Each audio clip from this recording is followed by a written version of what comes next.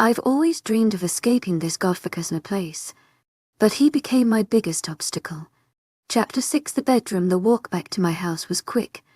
We hadn't gotten as far as I thought, and I was fuming, but I was mostly angry at myself. If I would have just sucked at the cold and dark night, maybe I would have made it home on my own. Then, I wouldn't have to deal with what was sure to come. We were both standing at the edge of the woods, staring back at my house. Samuel was waiting for me to make the first move. But I cowered. The only thing I could think about was what was going to happen when I crawled back in through my window. Samuel was growing impatient, but he was trying not to let it show. He was pacing, but he raised and lowered his paws countless times whilst flicking his tail. "I'm going to need you to hang back for just a minute." I half glanced at Samuel, rushing to finish my sentence when he froze. "Just until I can get back inside. Then, you're welcome to stay all night. Promise." I knew there was no getting rid of him. When Samuel still didn't move, I tried another tactic. "You know, it might be better for me if you weren't if you do well. I mean, if you could." I gestured to his wolf body, hoping Samuel caught what I was trying to say. When he looked at me with confused eyes, I didn't spare kind words. I was growing impatient, too. James won't be as pissed a threat, and if he doesn't see another werewolf trying to sneak into his house. We don't want James mad, because if he is, then he will take it out on my mom. She's not stupid enough to do anything to me if he sees you. So he'll do the next best thing. Please, if you want to make this easier, just please go back to being human." I finished my desperate ramblings, out of breath. I prayed that Samuel would listen to me. If he didn't, I was sure there would be an equivalent of a bloodbath in my bedroom. Samuel suddenly stood up and moved back into the trees.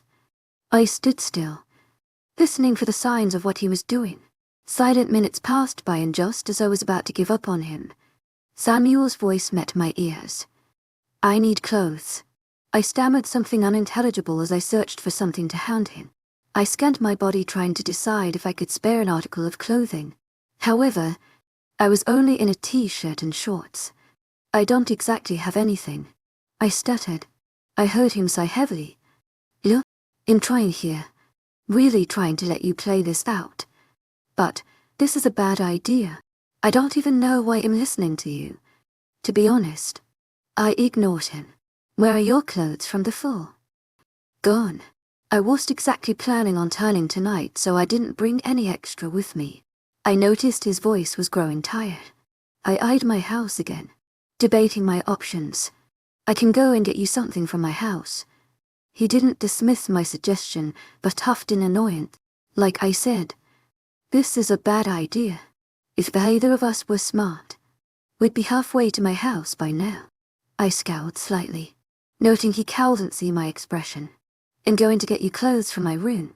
I started to walk forward, but I heard frantic shuffling behind me. I didn't dare turn around when he spoke, noticing his voice was closer than before. I wasn't in the mood to face a naked man. "No," he hesitated. "You know what? This was a mistake. We're done. Let's go." I felt him close the distance between us, but I quickly jumped forward. "No," I hissed in his direction. "Look, here is what we will do. Let's just walk to my house and I will climb in the window and get you some pants. You can just follow behind me." I heard Samuel groan and call my name, but I was already walking. I didn't have to listen for his footsteps to know he was coming after me. Whether to follow my plan or take me back, I didn't yet know, and I was going to sit still to find out. By the time I reached my window, my heart was pounding. I shuffled silently through the bushes, placing my hands on the ledge to lift myself up. Before I did, though, I peered into my room. The white walls and carpet seemed untouched. The only thing out of place was a yellow pillow on the ground. Everything seemed to be the same from when I left earlier. I let a glimmer of hope fill my chest. Maybe James had been too drunk to notice my absence. It wasn't easy lifting myself back up into my room. At least, it wasn't easy to do quietly. I cowled and felt the thud that sounded when I fell onto my floor. At the noise, I held my breath and fixed my gaze on my bedroom door. There was no commotion beyond it though. So I chanced standing. I knew Samuel was waiting by my window, no doubt growing impatient. I quickly ran to my closet, fishing out the biggest pair of pants I owned. In the end, I found gray sweats that belonged to my brother. I hesitated when I picked them up, not wanting Samuel to ruin a memory. However, movement outside my bedroom door quickly threw my hesitations away. I dashed to the window and threw the parts out just before my door was opened. My mother peeked her head inside, brown hair falling through the door frame. "Samantha." I let out a sigh of relief. "Yeah, it's me." I mimicked her whispers. She smiled and came into my room, walking carefully. Floors were known to creak around here. She walked slowly to my bed and sat down, motioning for me to sit next to her. "Where were you?" I had to keep James distracted all night. As I sat next to her, I bowed my head in guilt. I knew how she kept him occupied. "I'm so sorry." "Mom, are you all right?"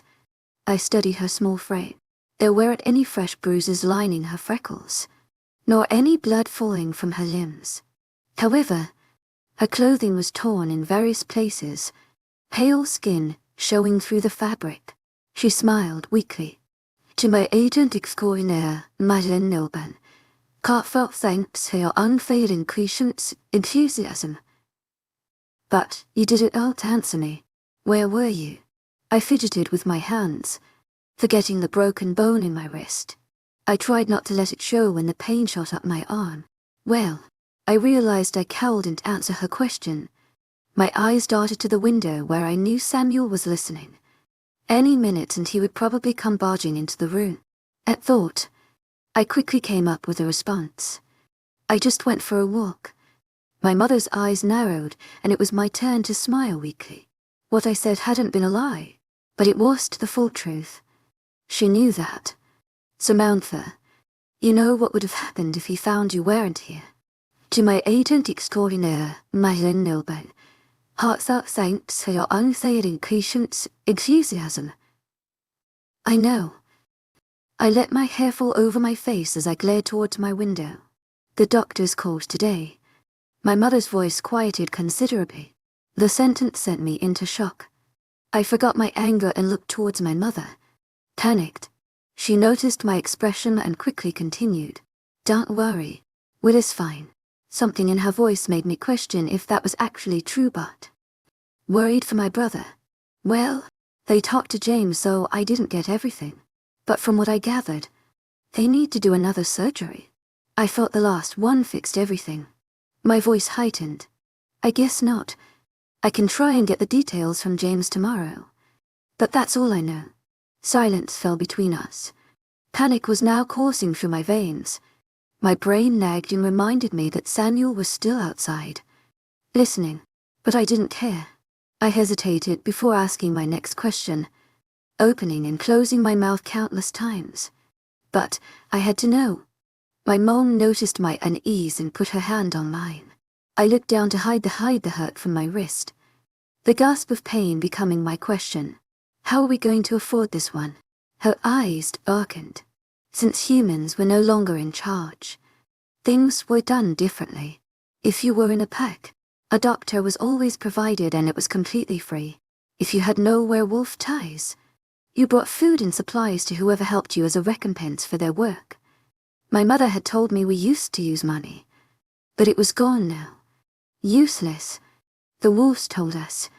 Since we fell into neither of those categories, we had to get creative. We still paid the doctors and the hospital, but we had to do more. Most people wouldn't even look at you, we're exiled, so we had to pay extra for any care. We'd been doing this for months with my brother, and it was beginning to wear on us. We weren't wealthy in the first place, and by now we were practically run dry. "I don't know, hon. I can ask James." "No." I cut her off quickly. He didn't like to sacrifice for us, and HED make sure we paid him back how he saw fit now. "You know what? You can have this. It should be enough." I got off the bed and walked once again to my closet. I lifted a sack out of the corner where it laid. Hidden? My mother saw the sack, knowing what it was before I could tell her. "Honey, No, you need that. I looked back to see her shaking her head vigorously, pulling out the heavy sack with my good hand. It held countless items to live off of for a few weeks. Clothes, toiletries, non-perishable food, even some sweets my boss had rewarded me with a few weeks back. It'd been saving this sack, building up my supplies, until I could finally leave. Ignoring her protests, I pulled the items into the middle of my floor, handing her the strings. She stared, dumbfounded, at everything I had acquired. She had no idea it'd saved so much. For fear of having to lie to James, she never asked me about my plans of escape. If this can help Will, then there's no question in using it. I will find another way. As I spoke, I again sat next to her on my bed. At this point, her dark blue eyes were bright with tears. I wrapped my arm around her waist and snuggled into her side, trying to provide comfort. However, it was short-lived. We both suddenly heard a noise sound just beyond my door. Broken and stuttered words met our ears, clearly the drunken language of James. Oh, I thought he was out for the night. I'm sorry, honey. My mother quickly rose from my bed and half-jogged out of my room. She didn't spare a glance back at me, knowing that she had a limited amount of time to get to James before he became conscious again. I was listening to her sweet voice coo over James when a creak at my window brought me back to reality. I watched, slightly amused, as Samuel tried to gracefully pull himself through the opening. Though he didn't fall inside like I had, his legs were bent at weird angles to support his body. Before I could catch his eye, he was staring at the sack beneath my feet. You're not supposed to hoard supplies, Samantha.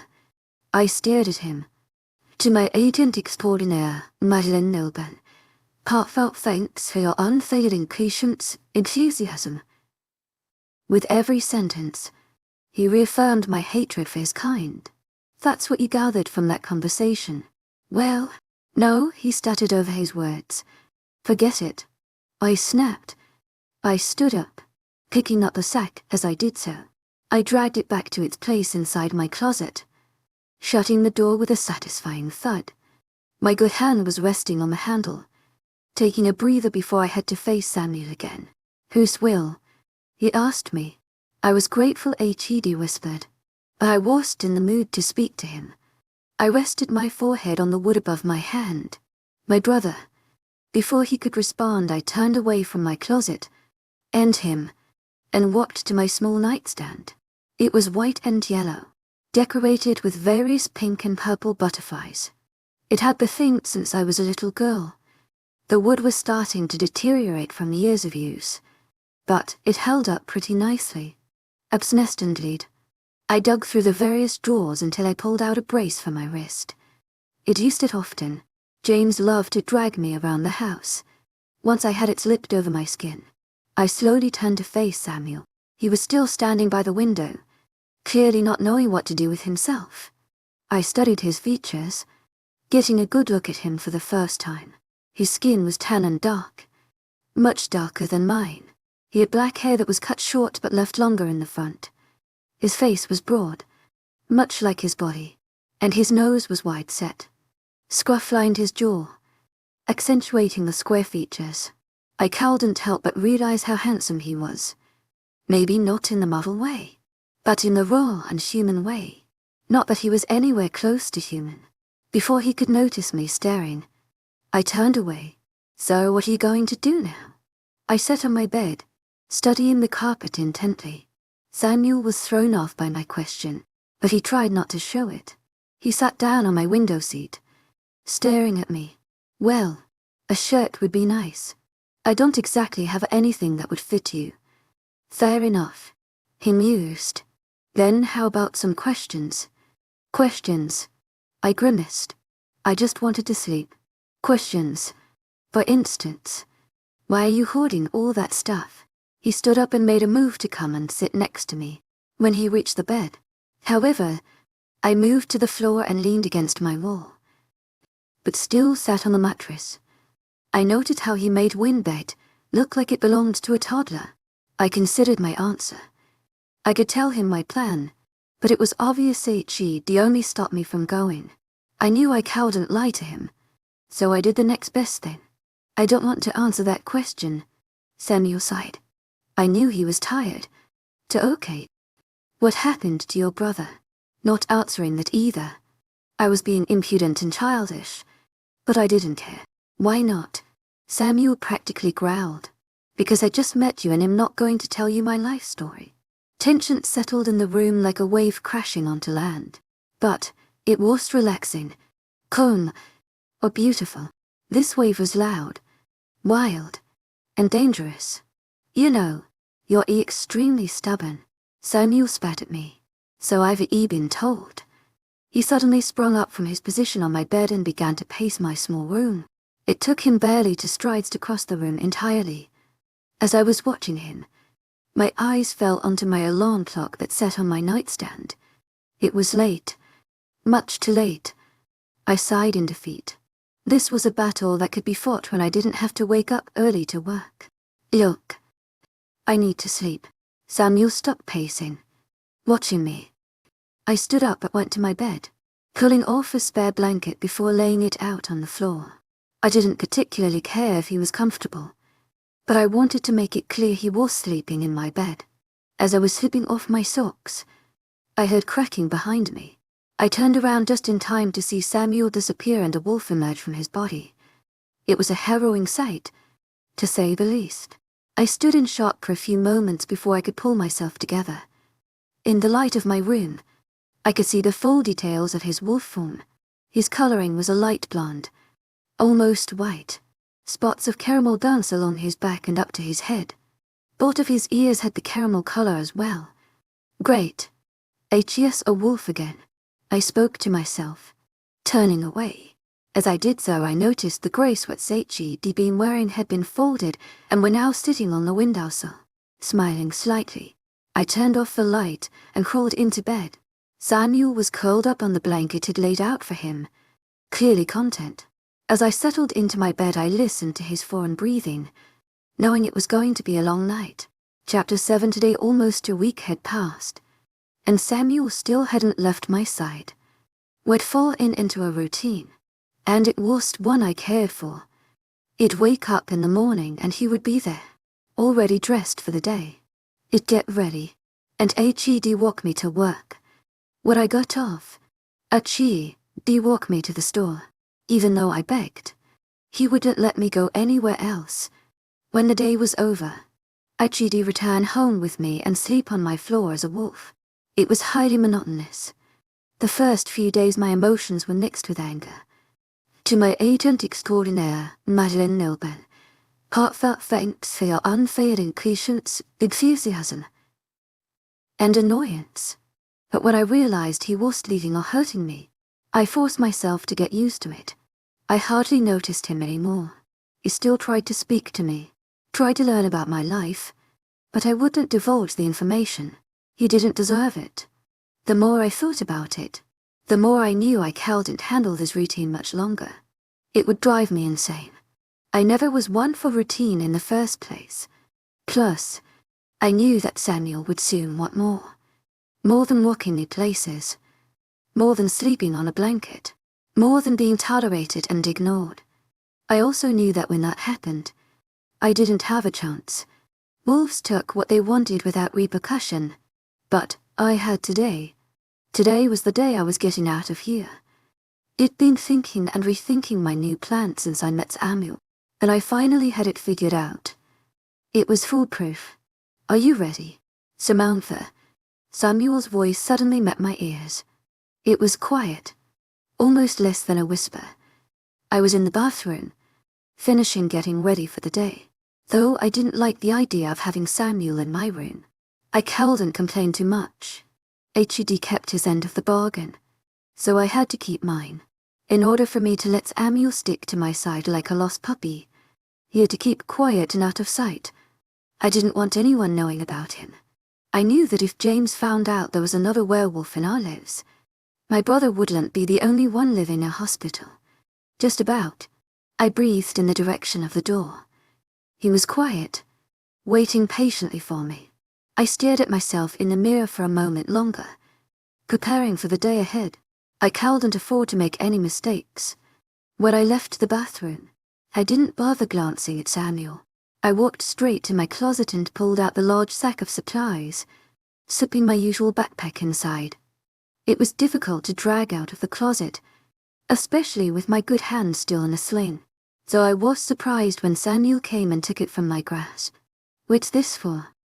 I snuck a peek at his face, trying to read his thoughts. His expression usually told all. At the moment, though, his features were blank and confused. "I have to pay the hospital today." He narrowed his eyes and I quickly continued.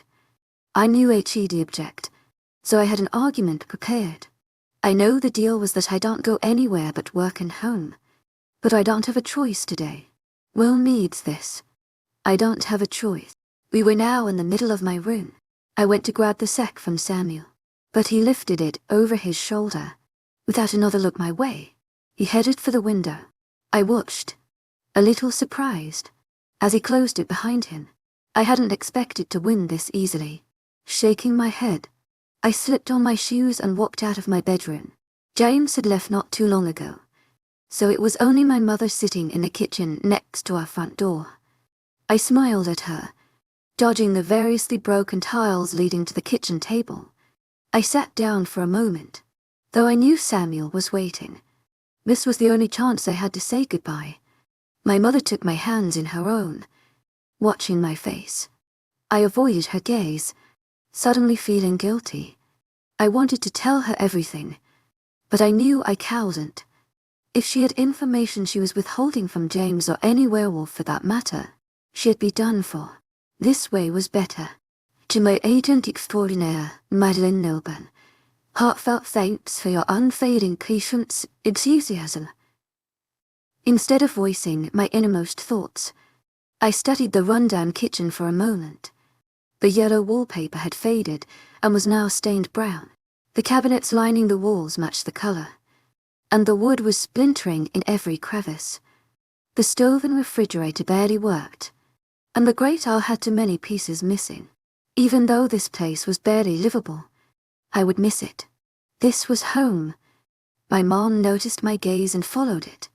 "I wish we could fix this place up." I looked back at her and smiled. "Me too. Maybe someday." Silence fell once again, and I knew I was running out of time. It figured once this moment had come I'd know what to say. But here I was, struggling to find the right words. "Mom," I began. "What's wrong?" "Honey, I just wanted to tell you I love you."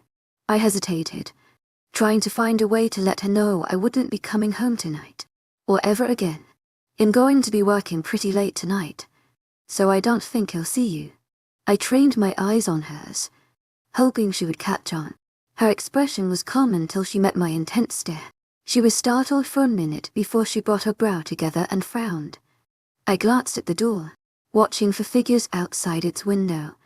I could tell she wanted me to elaborate, but I held a finger to my lips and shook my head. "I have to go, but I love you." I stood up, and she followed suit. We embraced each other and I held her tightly, probably tighter than I ever had before. I didn't want to leave my mother alone, but I knew neither of us stood a chance if I stayed. If I left, I could come back and save her too. When I pulled away, I could tell she understood. Maybe not the entire situation, but enough to know I was coming home. Her eyes were slightly wet, and her hand was cupping her jaw. She nodded slowly, meeting my gaze. Before I could start to cry, I turned away. "Bang on. Love you." I opened the front door and jumped down the steps, practically running away. I knew the farther away I was, the easier it would be. Without waiting for Samuel, I started walking down the sidewalk. I knew he would follow suit. Soon enough, I heard his footsteps coming from behind. By the time he reached me, I had my composure once again. "You're working late." I knew he'd been listening. "Yeah, I forgot to tell you yesterday. That, and we've got to drop off the bag at the hospital." "What if I dropped it off?" I shot him a wary look. "That's not part of the deal. The hospital probably knows who you are and would obviously ask questions." "Well, Going to the hospital isn't part of our deal either. I started to interject, but he continued over me. But, since I'm so nice, I'm allowing. He smiled at the end, flashing his teeth. He was allowing it. Silence followed us for a few minutes after that. Samuel held my sack, and I led the way to my work. He knew the way by now, but I took a different back street every time. I didn't want anyone I knew seeing me with him. I was thinking we could have lunch today. Samuel spoke, almost unsure of himself. I have a few hours I can get away. Panic struck. This couldn't happen. Not today. He noticed me tense and gave me a questioning glance. I tried to relax as I carefully responded. I really can't today. My boss has me working in the kitchen. I smiled inwardly. That was a lie, so I could get away with it. He won't let you off for an hour. To my agent extraordinaire, Madeleine Noble. Heartfelt thanks for your unfailing patience, enthusiasm. I didn't have to lie about this one. To my agent extraordinaire, Madeleine Noble. Heartfelt thanks for your unfailing patience, enthusiasm. Any hour not worked is an hour without pay. I can't afford that. Especially now. He nodded, though somewhat reluctantly. Okay. Another time. To my agent extraordinaire, Madeleine Noble. Heartfelt thanks for your unfailing patience, enthusiasm. Sure, I said without thinking. What almost made it to my work by now. Turning towards Samuel for what I hoped to be the last time, I gestured for my bag, which he slid off his shoulder and placed on my own. I steadied it and started to turn from him. Before I could take a step, though, he grabbed my waist. I stopped dead, my eyes traveling down to his fingers. They weren't malicious or demanding but rested gently against my shirt. I still tried to pull away, but his grasp was firm. My heart started beating faster, all my senses now on high alert. What are you doing? I asked in between struggles. As if for an answer, he took the bag off my shoulder and dropped it to the ground before wrapping his other arm around my waist. He pulled me in close to his chest and held me there, sighing. I, on the other hand, was close to having a panic attack. He hadn't tried to touch me before, so I was sure why today was so special. Did he know something? Please stop squirming. I just want a hug. You hugged your mother, so I should get one as well. His voice was playful, almost whining. I stopped moving and let my hands fall to my sides. I trusted him enough to know he wouldn't hurt me, and had learned earlier this week that fighting his grasp was hopeless. All I could do was wait it out. See, that wasn't so bad. Samuel smiled as he pulled away. It was crooked and didn't show his teeth, so I knew there was more. What else do you want? Suspiciously. How do you know I want something else? Because I'm not an idiot. You know, my parents always told me I wore what I was thinking. I guess they were right. He laughed slightly. I rolled my eyes. I really don't have time for this. Can I go now? No, I do have something else. To my agent extraordinaire, Madeleine Noble. Heartfelt thanks for your unfailing patience, enthusiasm. To my agent extraordinaire, Madeleine Noble. Heartfelt thanks for your unfailing patience, enthusiasm. Can it not wait? I glanced down the street. I really was going to be late if he didn't let me go. Any minute spent here was a minute taken away from my plan. Samuel huffed. No, it can't. I need you to think about it. So I wanted to tell you before I saw you again tonight. I stared at him, waiting for the question. His voice softened. I really want to spend more time with you. I want to get to know you more. But I know you have to work and you have to be at home. I understand that. So he paused to take in my expression. I narrowed my eyes, knowing where this was going. What if you moved in with me? I choked on my spit. I guess I didn't know where he was going. Hear me out, Samuel started. I quickly interrupted him. No way. Absolutely not. I don't even know you. That's the problem. How else are we going to get to know each other? Listen, if you move in then that fixes everything. You could still go to work, but instead of going to your stepdad's house, You'd just come to my place. You'd be safer. I'd see you more. And we would both be happy. He smirked a little bit before finishing. Plus, I could actually sleep in a bed. I scowled at him. A full-on, holding nothing back. I hate you scowl. My eyes were shooting daggers and I'm pretty sure steam was coming out of my ears. My good hand balled into a fist and I suddenly wanted to swing it at his face. I knew my sudden build up of rage was coming from a week of annoyance, but I didn't care. His question threw me off the edge of a cliff, and I was climbing back up. If you don't want to sleep on the floor, then you should leave. I don't want you there. To my agent extraordinaire, webnovel, heartfelt thanks for your unfailing patience, enthusiasm. His eyes wide and he faltered. Pain shot across his features. However, I continued. I'm not leaving my mum. I'm not leaving my job. And I am not moving in with you. I don't want you. I didn't know why I was telling him these things, considering he'd be gone by tonight. Maybe I had no filter. Maybe I didn't want him thinking I cared for him. Maybe I was just stupid. Despite my brain telling me to calm down, I continued to scowl. I couldn't stand him. I didn't care that he was angry or hurt. I cared about leaving this godforsaken place and finding a way to survive. Achiti only made things more difficult for me. Samuel growled, and I whipped my gaze to his. You know what? You're fucking impossible. Though I noticed the dangerous change in tone. Impossible. You're a deranged lunatic who thinks I'm going to magically fall in love with a dog. Mistake number one.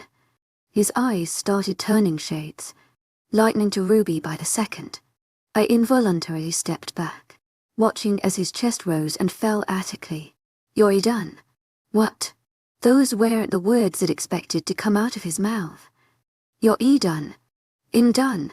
I've let you have your way for the past week in hopes that you'd drop your fucking attitude and act like an adult. I thought if I was nice enough and let you continue doing whatever the hell it is you do, you'd realize I'm not the enemy here. I guess I overestimated you. Words wouldn't come to my mouth. I stared at him, suddenly terrified that he'd just ruined everything with a lost temper. He continued on. You're quitting your damn job. Today. To my agent extraordinaire, webnovel, heartfelt thanks for your unfailing patience, enthusiasm. You're moving in with me. I don't care about what you want because you know what. You don't know even what you want. You're just a fucking human. You don't even have enough goddamn sense to give a werewolf respect. By the time he was finished, his breathing was labored. I could tell he was hanging on by a thread. I bent my head, trying not to make the same mistake twice. I should have let this whole thing go. But HED thrown me off guard and I reacted before I thought it through. Now, everything was at stake. To my agent extraordinaire, webnovel, heartfelt thanks for your unfailing patience, enthusiasm. It took everything I had to utter those two syllables. I gritted my teeth and bit my tongue, trying not to let his insults stick. I wanted nothing more than to scream at him and let him know what I really thought about his act of kindness. But if I was going to have a chance at leaving today, I had to fix this. The way things were headed. Samuel wouldn't let me leave his side again.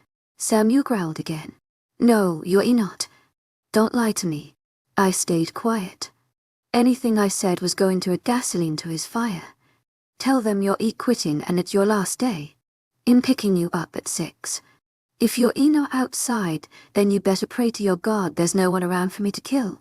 I flinched as he spun on his heels and started walking the opposite direction, watching until he disappeared. My heart was pounding in my ears, making it impossible to tell when he was truly gone. Tears stung at my eyes, but I didn't let them flow. I ignored what had just happened and finished the half-block to work. If I had any hesitations about leaving, they were gone now. I walked into my restaurant, determined. It was time to finish this. Chapter 8 Goodbyes Part 1. I opened the wooden door and a bell rang above my head, signaling my entrance. My head was still pounding from the encounter with Samuel, but I pushed it to the back of my mind. I wouldn't make any more mistakes. Quickly looking around, I noticed there weren't many people inside the restaurant today. To my agent extraordinaire,丨Love, heartfelt thanks for your unfailing patience, enthusiasm. At least something was on my side. I quickly darted to the edge of the room, avoiding the circular tables that were normally filled with varying cheap meals. I dropped my sack in a corner next to the checkout counter, praying no one would get curious. Once I reached the back room, I quickly clocked in and headed to the washing station. I greeted my co-workers as I walked by. Though there were only a few of us, my head was bent low, and I began to cough. It was small and I pretended I was trying to hide it. To my agent extraordinaire,丨Love, heartfelt thanks for your unfailing patience, enthusiasm. People still took notice. They shot me glances varying from worried to annoyed. I paid them no mind though, and finished the short walk to my station. I prayed I would see my boss on the way over so I wouldn't have to work for too long. Sure enough, as I was opening the door to the back room, a tall, old, and lanky man appeared in my vision. I looked up to meet his face. Noting his look of concern, I smiled to myself. He was one of the good ones. "Samantha, what are you doing?" His voice was a surprisingly low tone, but I was used to it by now. "Going to wash dishes." His wrinkled features became more defined as he frowned. "I heard that you were coughing. Now that I'm seeing you, you don't look very chipper." His mustache followed his words, angling down at the end of the sentence. To my agent extraordinaire,丨Love, heartfelt thanks for your unfailing patience, enthusiasm. Maybe fighting with Samuel had been an advantage. I didn't have to fake being shaken up. Word travels fast here. I smiled lightly. "But I'm fine. I think it's just allergies. Allergies don't attribute to the pale and clammy skin." He gestured to my frame. I was startled, but looked to my hands. Sure enough, I was pale and sweating. For the first and last time in my life, I silently thanked Samuel. I was going to have to fake very much. My gaze traveled the room as I thought of what else to say, but it landed on my co-workers who were now watching the scene play out before them. Usually, no one wanted to be sent home, so they were anxious to see if our boss would actually do it. For many, a day without work was a day without food. I pretended to hold back a cough. "Really? I'm fine. I won't bother anyone." I had to put up a good fight, though I knew he would send me away. We all did. However, if I acted like I wanted to leave, or got too anxious, he would know something was up. "Really? Samantha, you're not. I can't have you getting the customers sick." I looked into his crow's feet eyes, lowering my voice so the others couldn't hear me. "Please, Remy," I pleaded, sounding desperate. He looked away and seemed to debate for a moment. I would have been worried, but I knew what Remy would ultimately do. He would let risk his business. "I can't risk you spreading your sickness to anything." He stressed the anything, referring to more than just the people that came to his restaurant, though they didn't publicly reveal themselves. If you were paying attention, it was hard to spot a werewolf. Choking on my words. "I understand. Ilgo." Remy patted me on the back with his unusually large hands before leading me to the front of the building. I stopped outside the kitchen doors and went to shake his hand, but he pulled me into a hug. I froze momentarily, before reluctantly hugging him back. He whispered softly into my ear, "Good luck, Samantha." I pulled away immediately, shock and fear lining my features. He glanced around, patting my shoulder once more. When he saw no one in earshot, he smiled and again spoke softly. "You know, not everyone gets the chance you do." But they told me I was too high of a risk to go missing, but I was able to convince them to take you. I stared at him, dumbfounded. I found someone to take me across the border months ago, but when I stated my case they refused me. I never heard from them, or anyone like them. Again, I was heartbroken. I couldn't understand why they would refuse me. A month went by and I'd almost given up until one night, I returned home late. I found a hastily written note with a date and place I could only assume it was them, but I could never figure out what changed their minds. Now here it was, standing in front of me. You what? How my voice stuttered. He smiled warmly. Well, after they told me no, and they saw I was going to go crazy on them, they sort of included me on a few things going on around here. You were one of them. I cowed and found the words to speak. This man, who I had worked under for at least 3 years, was a complete mystery. He ignored my blank look, speaking faster now. Samantha, just be careful. If Emily and the kids could go, it'd send them with you in a heartbeat. But I know they wouldn't make it. It's not easy out there. He grimaced. Things have changed. But I know you're Isma. You just have to remember to be smart. Now, do you have all the supplies you need? I nodded, but he could see my hesitation. I have a bit.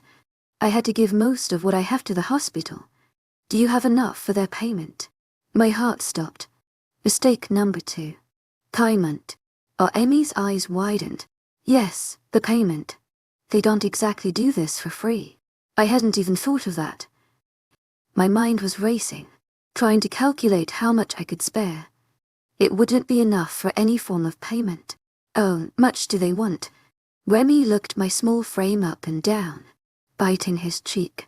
Wait here. I watched Emy's tall frame disappear.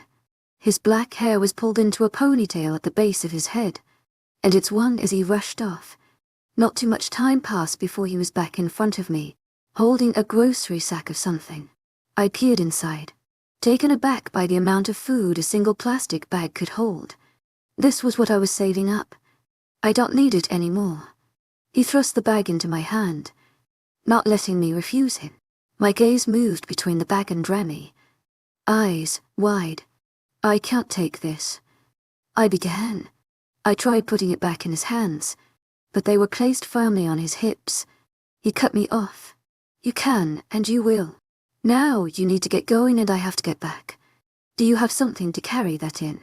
I nodded slowly, my mind trying to catch up with the situation. Good. Don't be late tonight. They won't wait for you. Before I could breathe another word, Rennie began pushing me out the door. When his hands left my back, I turned around to thank him, but he was already gone. I stood in place and gawked again and the supplies he'd given me. However, I soon felt a gaze on my back. I turned around and met curious onlookers, all of whom were sitting at various tables. I silently swore to myself, glancing at the clock above the door. It spent too much time in there. Rushing past the suspicious glances, I grabbed my sack from the corner and headed out the door. The bell rang once more, welcoming me into the fresh air. Chapter 9 Goodbyes Part 2. The fresh air greeted me like a hurricane. It was vast and overwhelming, and it reminded me of everything at stake. I didn't bother to look around as I rushed out of the restaurant. I quickly made my way through the alleyways, avoiding anyone I could. Though my body was on high alert, my mind was wandering. Thoughts of Remy swirled around, refusing to die out, knowing that Remy was resisting this world. But he was with us, was unraveling my core by the minute. I couldn't help but think that if I had gone months, years maybe, without knowing about him, what else didn't I know? And would that lack of knowledge cause my delicate and reckless plan to crumble? Having reached their destination, my feet stopped walking. I was panting, staring up at a large glass building a few yards ahead. I stood in the shadow of an alley, attempting to size up the distance between myself and the hospital. Not only that, but size up the people surrounding it as well. Samuel was still out there. If he caught an inkling of my presence, I doubted he'd ever live to see another day. I knew I was running short on time, so I quickly deemed the road safe. My feet carried me forwards as I adjusted the sack, shifting it to my front. In the same motion, I swung my backpack onto my shoulders. I buried my face in the frayed cloth of the sack, taking extra care to make sure I wasn't seen by the countless cameras lining the streets. The cameras inside the hospital had broken a few weeks back, but luckily for me, no one deemed them important enough to fix. As I neared the sliding glass doors of the garage building, My heart began to swell. Even in this situation, I was ready to see my brother again. It'd been a few weeks since I had last been able to visit him, but the image of Will was forever ingrained in my mind. Though he wasn't conscious and couldn't speak, his body told me everything. It hadn't taken the unfair fight well. My mind reluctantly flashed back to the day it happened. The beating, the locked door, James' sadistic smile, the blood, and when Will got home. That night had broken me. Like usual, Will had gotten home from work in the middle of one of James' raging drunken episodes. Only this time, James had taken it too far and Will was too late. He knew he didn't stand a chance, but Will attacked James. In the end, James shifted to his wolf and it was all Will could do to survive the trip to the hospital. My mind was swept clean as my nose was suddenly met with the smell of cleansing alcohol and death. I ignored the smell and the bustle of people around me as I walked through the lobby. Drawing nearer to the front desk, I noticed the woman immediately perk up at the sight of me, but I'm sure it was due to the large amount of supplies I held. There was no doubt she was getting paid tonight. Her eyes continued to dart from my supplies to my face, and I knew she recognized me. In this hospital, not many people had living patients to visit. I recognized her too, but has was a face you easily forgot. She had wild, bouncy, red curls that fell to her shoulders, a petite face with hardly any signs of aging, and piercing bright blue eyes. As I drew closer, she began to smile. It spread across her entire face, lighting up her features. It was contagious. I placed my bag on the ground next to my feet before speaking. To my agent extraordinaire, Madeleine Nilben, heartfelt thanks for your unfading patience, enthusiasm. Gates around. Her smile faltered, but her voice held the same perk in as expected. She's busy with Mr. Bray at the moment. What can I help you with? I grimaced. That name was one that I wanted to hear today. Is she all right? I just need to drop off a payment and speak to her about Will. She's probably fine. The woman, Gracie as her name tag read, lied. It was hard to catch her. Then again, we both knew the answer to my question. If you were speaking to Peyton Bray, you were not fine. She did tell me that she wanted to talk to you about your brother in person though. So I'm afraid you might have to wait a while. I breathed deeply as my heart rate began to climb. How long has she been with him? Do you know when they'll be done? She's been back there with him for a while now, but I'm not sure. He seemed pretty upset when he came in this morning. I mulled over my options. I knew it was a possibility to be in this lobby when Peyton Bray walked out. He was one of the few that was known to be a werewolf, and that was due to a kind personality. Peyton Bray was one of the top-tiered wolves, and he had no qualms about letting you know. Is it all right if I just head on back to see Will? I can leave the payment with you. Gracie's eyebrows raised. To my agent extraordinaire, Madeleine Nilben, heartfelt thanks for your unfading patience, enthusiasm. But didn't you want to speak to her? To my agent extraordinaire, Madeleine Nilben, heartfelt thanks for your unfading patience, enthusiasm. I truly did. But I couldn't stay and risk more than I already was. Yes, but I can't wait today. I need to get back to work. I just wanted to make sure his treatment is paid for. Oh, okay. To my agent extraordinaire, Madeleine Nilben, heartfelt thanks for your unfading patience, enthusiasm. Just give me the supplies and I'll go lock them up. You can head on up, if you like. She smiled warmly. I returned the gesture. She paused before turning away from me. You know, all of us here have grown quite fond of Will. We're all rooting for him. My eyebrows raised, giving her a questioning glance. It was normal for the hospital staff to stick around their patients. At least, not for the human ones. They never healed fast enough. Gracie noticed my change in frame and gave a small laugh. She's a tough man. I guess we can't help but put a little hope in him. She looked around, opening and closing her mouth a few times. However, there were too many listening ears for her to say much more. I gave her half a smile. He is tough, but H.E. is also stubborn. Sometimes I think H.E. is only staying alive to prove that a human can do it. While she laughed, I pulled my sack up from the ground and handed it over the marble counter. She graciously took the supplies and gestured towards the stairs. I'm sure you know the way. I'll let drive. Gates, know you were here. I thanked her, quickly turning around to begin my journey up the stairs. It was a long walk, but I needed it to clear my head. People wouldn't stop surprising me today, and it was taking me off guard. I needed them to stop so that I could focus. I reached Will's room in a record amount of time. My body wanted to barge through the door and say a quick goodbye, but my heart held me back. Because James hadn't told us exactly what the doctor said, I had no idea what to expect. I could only hope it was better than last time. The metal handle creaked as I pushed it down, opening the thick door to reveal a small room. It was quaint and simple with a large window covering the side wall. There was a single hospital bed with a blue curtain pushed behind it, as there was no need for privacy. A barren wooden bedside table sat next to the bed, only narrowly avoiding the slew of cords wrapped behind it. On top of the bed lay a still figure with countless monitors and taped onto every inch of its body. I inched forward and stared at Will, holding my breath the whole time. He was barely recognizable. His usual blonde hair was darkened with sweat and matted to his forehead. There were no brown eyes peering into my own. His body was stiff and still. Most importantly, it was broken, every inch of it. I subdued at the back of my throat, but I held it back. I tried to tell myself he looked better than before. The bruises had started to fade, and his skin was now only a sickly yellow shade instead of vibrant blue and purple. There was no more blood. His legs were elevated and he looked less swollen. Still, he was a pretty sight. And he was still asleep.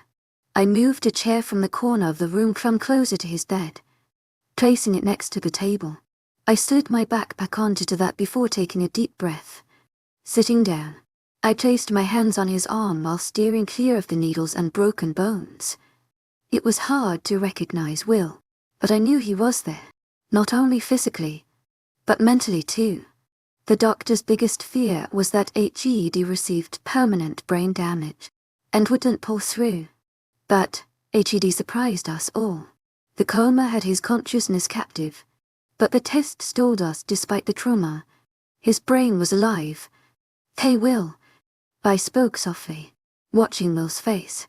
It stayed in the same deadened state. Sorry I didn't come by again sooner.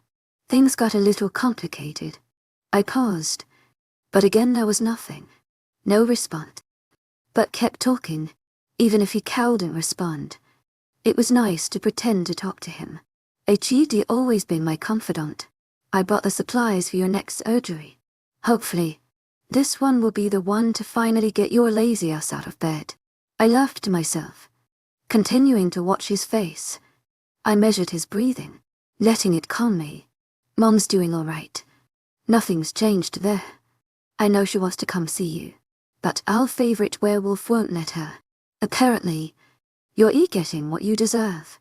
I think she might come to see you anyway. But don't worry. I've told her not to. I know you wouldn't want her getting hurt so she could catch a glimpse of your sorry butt. I don't want to hurt either.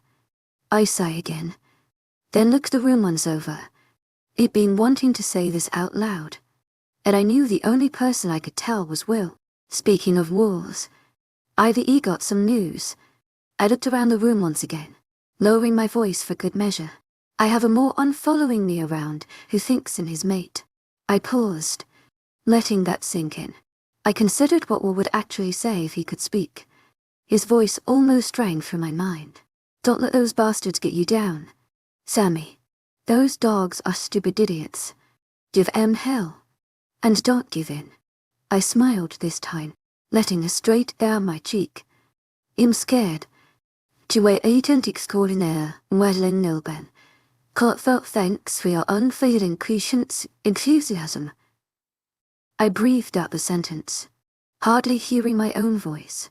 I hadn't let myself think about it until now, but I truly was terrified. If I got caught, they'd kill me and anyone who knew anything. That meant my mom and maybe even Will. I didn't care if I died, but I couldn't handle the thought of my family dying as well.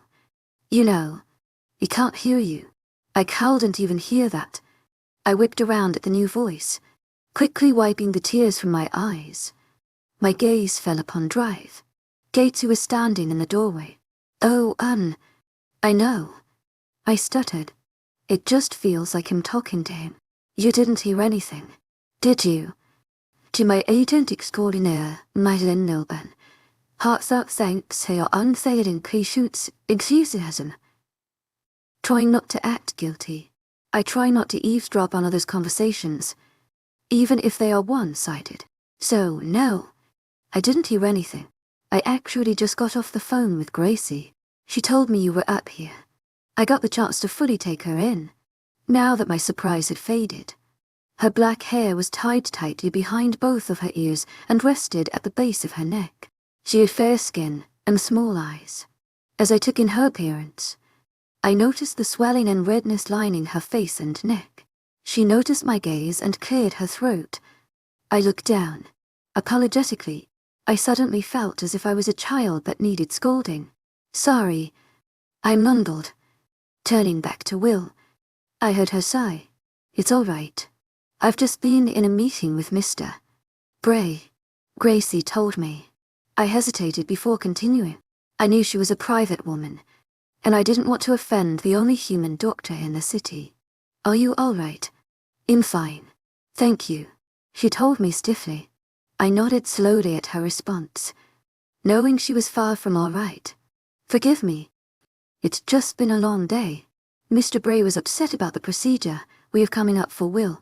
I shot my eyes back to her, worry tracing my expression. What's wrong? He believes that it isn't worth it. I disagree. I nodded again, knowing what disagreeing with Pate and Bray resulted in. It heard the rumors. The marks on her neck only added to their truthfulness. So how is he? I asked her quietly, dismissing the subject. Better. I'm not sure if your father told you. Step-father, I interrupted. Apologies. I'm not sure if your step-father told you, but we are placing an ICP in his skull.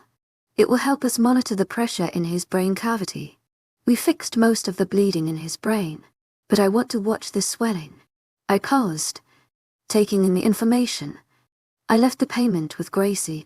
Is it enough? I looked up and met her bright eyes. They softened a bit at my question. I'm sure it will be enough. We've got to start running a few tests though, so I'm afraid your time with Will is up for the day. I looked back at Will, memorizing his features. I didn't know when or if I would see him again. My eyes fell where his should be, and I silently said my goodbyes. I promised HGD pull through. I promised no one would hurt him again. I promised him he'd come back. I promised him we'd be all right. Chapter 10 Trucks. My feet pounded down the stairs, oblivious to my surroundings. I half ran through the lobby and at the sliding doors before I even stopped to look around. That was mistake number 3. As soon as I left the hospital, I started for the alleyways. Before I could get there, though, my name was being called. Samantha. The gruff and slurred voice met my ears. I stopped dead in my tracks, fear overcoming me with the sound. I suddenly cowled and speak. To my agent extraordinaire, Nilben. Heartfelt thanks for your unfailing patience, enthusiasm. To my agent extraordinaire, Nilben. Heartfelt thanks for your unfailing patience, enthusiasm. My heart struggled to keep up with the panic. What were you doing here? My body slowly turned, coming face to face with James as he emerged from the side of the hospital. He had on his usual work attire, though it was quite more grungy than usual.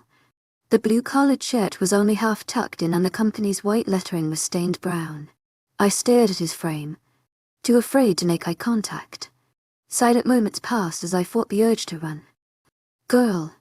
To my agent extraordinaire, Nilben. Heartfelt thanks for your unfailing patience, enthusiasm. Closing the distance between us, I looked around, my desperation flooding the street. I tried to catch someone's glance and a few people stopped to see the commotion. Once they saw James' powerful frame, however, they continued on. No one wanted to challenge a stranger. I am sorry. You caught me off guard. My voice squeaked as my gaze lifted to his face. I cleared my throat, trying not to reveal my fear. I knew he only played off it. His eyes darkened slightly, clearly noticing what he tried to hide. Aren't you supposed to be at work? What the hell are you doing next to the hospital? I am working. Noticing the stench of alcohol on his breath, my boss needed me to pick up something from a vendor in the park. The park was only a block from here. If he hadn't seen me leaving the hospital, the lie might work. I watched his features carefully as he studied my own. His eyes were narrowed as he glanced from my face to the street behind us. I'm supposed to meet him any minute now. I continued quickly, hoping to escape the situation. James' calculating expression turned to a sneer. Well, that's fine. We can spend some time together tonight. My body stiff and I involuntarily stepped back. What's the matter? Girl, didn't feel like it last time. No words would come to me as my mind was being flooded with horrifying memories that refused to leave. My mother's sobs filled my mind, filling in space between my own screams. My hand flinched to my lower back and I felt my skin slicing open all over again. It paid the price for standing up to him.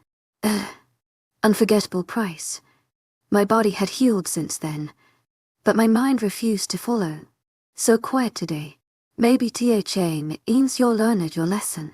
My heart continued to speed up as he reached his hand forward, grabbing my broken wrist. As he tightened his grip, I let out a pleading gasp. He only smiled wider, glancing back into the shadows. His body tensed as he prepared to drag me back to hell. Suddenly a new voice met our ears, ringing through the street. Mr. Craven, what are you doing here? James froze. His body stiffened as he turned around, blocking me from view. He still held my wrist captive in his hand, refusing to let me slip away. Mr. Bray, it's a surprise to see you here. James' voice was suddenly devoid of all alcohol, leaving formality in its wake. I struggled slightly as the new voice spoke until it dawned on me who was speaking. Suddenly, I was appreciative of James hiding me from view, even if it was for the wrong reasons. I'd rather face James than one of the Alpha's designated enforcers. Aren't you supposed to be in the sewers today? Peyton Bray's voice was cold. I was just heading there until I found my daughter in the streets. I'm sending her back to work and then I'll be on my way. That better be the case. There was a long pause as the two of them seemed to stare each other down. There was no doubt in my mind that James would lose.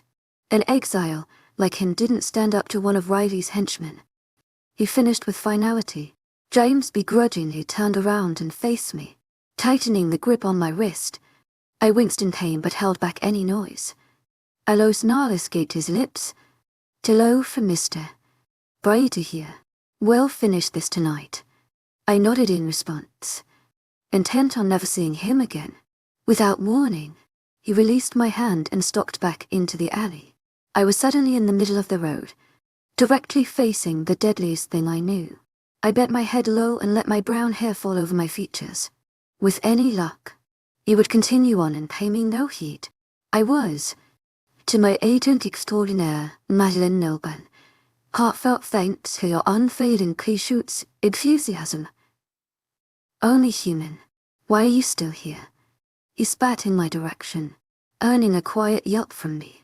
I'm sorry, sir. I'm leaving. My voice was barely above a whisper, but I knew he heard me. I turned to quickly disappear back into the alley, praying he didn't stop me again. When I heard no voice, I walked faster. I didn't dare glance behind me, in fear that he would see my face and drag me back to Samuel. To my agent extraordinaire, Madeleine Nilban, heartfelt thanks for your unfailing patience, enthusiasm. The Alpha. I expected my heart to slow down with the distance between myself and the two wolves I'd just encountered, but it did the opposite. The longer I walked, the more the anxiety built. With each setting ray of sun, my mind slipped further into darkness. My hands shook, My breathing was labored, and I attracted the glance of more than one person. I couldn't pin down what had me acting so erratically, which was driving me further to the brink. It arrived at the meetup location several minutes ago, but I couldn't make myself walk any further. Self-doubt was running rampant as debilitating thoughts ran through my ears. Something was going to happen. I was going to ruin everything. I was going to get killed. I could never actually pull this off. I was standing outside the town's grocery store, once again hidden by the shadows. As I crouched in my place, attempting to steady my breathing, I noticed a petite figure exit the store. To my agent extraordinaire, Nightfall, heartfelt thanks for your unfailing patience, enthusiasm. I paid it no mind, until it started walking towards me. I saw the feminine frame and that of other people until she had passed them all. At that point, she was practically standing next to me. Are you coming? Her voice was full and authoritative. I'd been avoiding her gaze, but at her question, I slowly raised my eyes. I realized, looking her over, that I had no idea who I was actually supposed to be looking for. She had dark chocolate skin that matched her eyes and black ringlets cut short. A simple T-shirt adorned her back, matching the color of her jeans. With a star, I realized she could be anyone. She could be with anyone.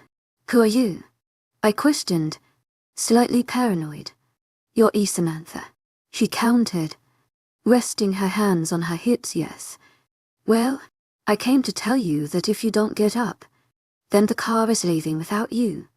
I sprang from my position at her words, suddenly very aware of the time it wasted and who she was.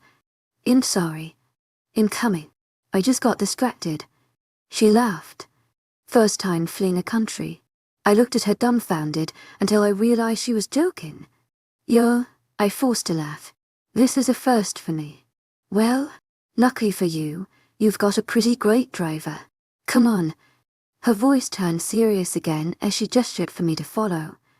I walked a pace behind her, not sure where she was leading me. No one noticed us coming out of the side street, and we easily fell into step with the countless others heading inside the store. However, when everyone reached the entrance, we walked past them. We moved to the side of the stone walls, walking around the side of the building. We stuck close to the sandy material until we came upon two white trucks in the back parking lot. The woman walked towards them and I followed suit. Before long I noticed three others leaning nonchalantly against the back of the trucks. The woman ignored the others, pushing them aside. She reached into the bed of the truck, pulling out clothing that matched her own. Put these on, she said as she thrust the clothes into my hands. I hesitated, staring first at the walls of the store, then the others watching me. There's no cameras back here. A new voice spoke. I noticed it was one of the men's. He had tanned skin and dark hair that fell over his face and past his shoulders. Thanks, I mumbled before walking to the other side of the truck. I quickly changed into the new clothing. Surprised at the perfect fit, I walked back around the car, my old clothes bundles in my good hand. Before I could ask what to do with them, the woman took them. She threw them at the other woman who was leaning on the truck with the two men. Burn these, she quickly agreed, her blonde hair bouncing across her forehead. I tried to watch her walk back into the store, curious as to how she got around without being noticed. My attention, however, was ripped away. Samantha, you need to listen. The woman was snapping her fingers close to my face. No need to be so harsh. I'm pretty sure she's terrified. The man that spoke before spoke again, smiling in my direction. She shot the man a stern look before turning to me. Samantha, if you don't want to do this, you need to say so now. This isn't a game and there is no going back. If you change your mind, then you will get us all killed. The woman Margaret impatiently tapped her foot and looked at her watch. I tried not to glare as I responded, my courage suddenly crashing over me. I know this isn't a game. In doing this, I'm ready. My resolve was back. There was no way I was throwing away my shot. The man who spoke started a slow clap, but Margaret again ignored him. She looked to the other man who, up to this point, had been quiet and still. She held out her hand and he came forward, placing a small black device in her palm. "I need your phone," she started, fixing the black piece until it was settled into her ear. "I don't have one." She gave me a challenging look. "Phones can be traced. If you have one, it has to go." I held up my hands. "In telling the truth, my mother's husband didn't want us to have them." Margaret nodded and motioned towards the men. "To my agent extraordinaire, Love, heartfelt thanks for your unfailing patience, enthusiasm. Cade, JX, start the cars. Make sure your radio's on. Here's the plan," she started, pulling me towards the trunk. "These cars go every month to a wolf pack outside of town to bring them supplies. You're either new apprentice. You don't speak. Move. Hell. You don't even breathe. Let Cade do the talking. If they ask, your name is Haley and your Ecod sister. Once we're out of town, we'll drive a few miles north, just to the edge of the forest. There's a spot where the patrol is at its lightest and we'll drop you there. Then, you'll be on your own. There are some safe houses along the way that will take you in and tell you where to go. When you're out of the country, we'll get in contact with you again. Don't try to find us. Don't try to get in on the fight. It's safer up there, and a wolf presence minimal. But we can't chance anything. We're going to need you later." She finished her rushed speech and I only nodded, taking in the new information. Margaret didn't wait for my vocal response as she pulled me to the passenger side door. I now noticed the blankets and tops covering the various food and water jugs in the bed of the truck, buzzing slightly with the hum of the engine. The passenger door was opened and I was shoved roughly inside by Margaret's small hand. When the door shut, I was met with laughter. I turned and stared, wide-eyed, and the man next to me. I noticed it was the same man who'd been speaking and adding his 2 cents before. Cade. He spoke as he pulled the car into reverse, following Margaret and her driver. "Samantha," I told him quietly. He glanced over at me before returning his gaze to the road. "Don't let her freak you out. She's too serious for her own good. She gives me that same 'we're going to die' speech every day. It hasn't happened yet." "Okay," I responded, furrowing my brows. Silence fell for a few moments as the trucks turned onto the main road. There weren't many cars out today, so the journey through town was easy. I found myself slipping down my chair, avoiding the gaze of the people on the street. "Who are you running from?" Cade suddenly questioned, voice heightening with curiosity. I glanced his direction, not sure if I should tell him the truth. He was one of those people you could trust too easily, and I didn't want to fall into that trap. "My stepfather." Cade nodded, his hair flying forward and back with the exaggerated movement. "Daddy issues." "I dig it." She is not my dad," I automatically interjected, letting out a large sigh. "To my agent extraordinaire, Love, heartfelt thanks for your unfailing patience, enthusiasm." Big daddy issues. He laughed and I cowled in help but smiled in return. It was a joking matter, but his light demeanor made it seem better than it actually was. "What about you?" I questioned. My dad's a good guy. A bit of a slob." To my agent extraordinaire, Love, heartfelt thanks for your unfailing patience, enthusiasm." "No," I laughed. "What are you doing caught up in all this?" His voice lost a touch of the humor.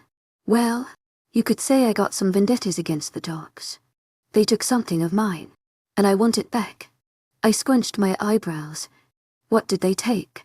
He hesitated, and it was enough to bring me back to reality. It'd been so long since I'd had a casual conversation with someone that if forgotten people didn't like to spill their life stories. I should have known better.